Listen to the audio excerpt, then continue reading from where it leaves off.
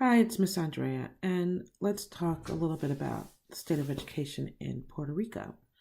So, my husband and I went to Puerto Rico in March of 2017 to celebrate our 25th wedding anniversary, and we had a great time. And we're just very nosy people. We want to know all about our surroundings. So we like to talk to local people. We don't just want a vacation. We want to soak up a little bit of culture and talk to local people. And a subject we couldn't escape, both on the news and just talking one on one to people who live there, was that the state of education was really bad. Not just the state of education, but the state of public services. The hospitals were closing and underserving the population. The public schools were closing and underserving the population. And of course, there's a long story there of years of corruption and private loans that got called in that caused the United States territory, to go bottom up. And so kids are not getting educated. Side note, Puerto Rico is part of the United States. People in Puerto Rico are United States citizens. I say it slowly for the people who don't understand that the Puerto Rican flag is an American flag. This goes especially to the guy who harassed a woman for wearing a Puerto Rican flag in his country and couldn't comprehend that Puerto Rico is essentially another state of the United States.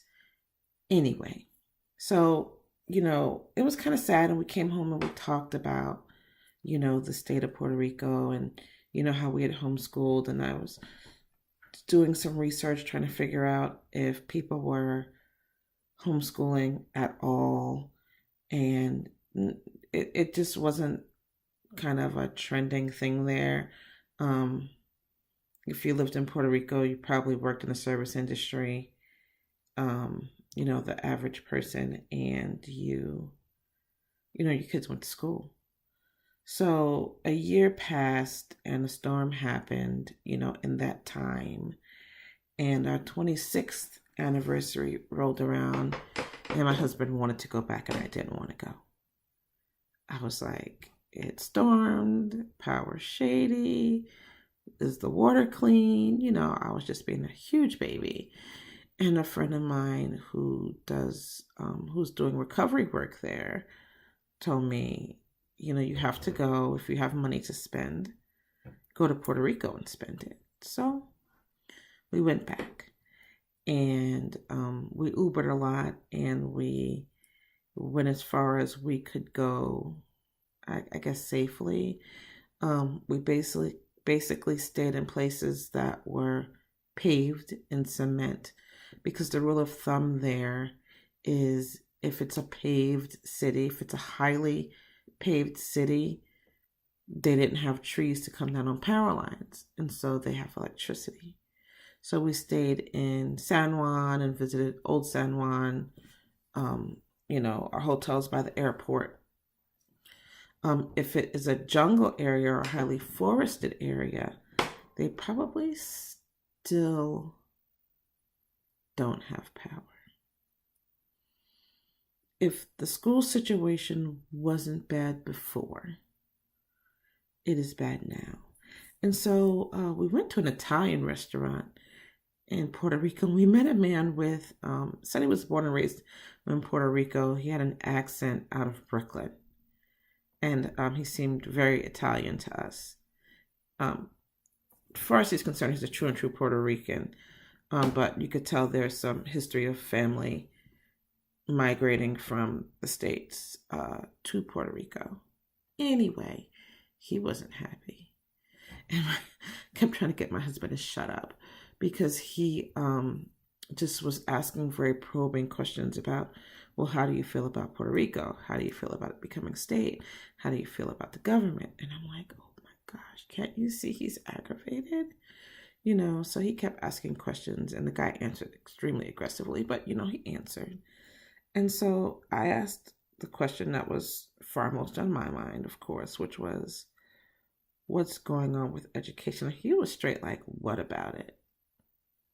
And I was like, well, the schools are closing or closed. How are the kids learning? And he said, most of the people with children just took their kids to the mainland, to the States, where they could get an education, because Puerto Rico is part of the United States. And he said, and as for the rest of them, if they can read, that's all they need to know. True. That's true. If you can read, that's the first step to all you need to know. And so with that said, and I guess I'm, becoming a little predictable here,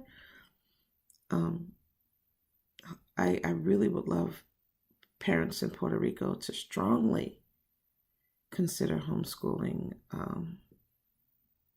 their kids. And in case you're wondering what the rules are, well, here they are. The laws of Puerto Rico do not contain a specific homeschool statute.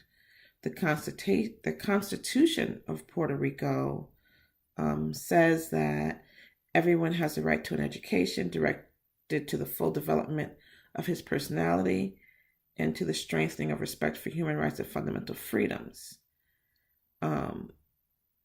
And it allows for a public education system which is free and non-sectarian. That's not happening. And that parents are free to choose other options, but they won't, they'll have to pay for them. And no requirements for parents. Parents are not required to be certified, licensed, or otherwise hold any specific degrees.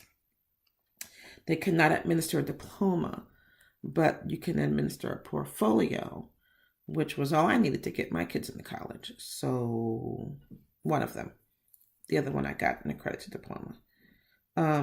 As non-government schools, homeschools in Puerto Rico are not recognized or regulated by law.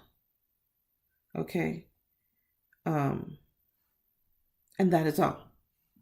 So, if you decide to homeschool and you're in Puerto Rico, you might want to let someone know that, you're unenrolling your child to homeschool. But other than that, you don't owe anyone anything. If you can watch this video, you can find resources online to homeschool as cheap as $20 a month or free. Videos, Khan Academy, an educational program. I was scrolling through YouTube the other day, and there are a lot of, for little kids, Spanish instruction, elementary Spanish instruction. There's just no shortage of material online to homeschool your kids with these days. I've toyed with the idea of building a curriculum, and every time I look, I'm like, why should I? It's already there. And that's why I'm mostly focusing on college prep, because I feel like what the hole that I fit is helping parents get their kids into college. So if you're in Puerto Rico, if you have loved ones in Puerto Rico, send them workbooks. Pick up some workbooks at Walgreens, at Walmart. They cost nothing. Get online, find videos to teach them. Heck, buy a whole curriculum, whatever suits your heart. But don't just, because you don't have the resources to pick up and move to the States, don't just leave the kids with the idea of, well, it's too far, so we're not going to do it. Or, well, if they can read, they're good. If they can read, keep them reading. So until next time.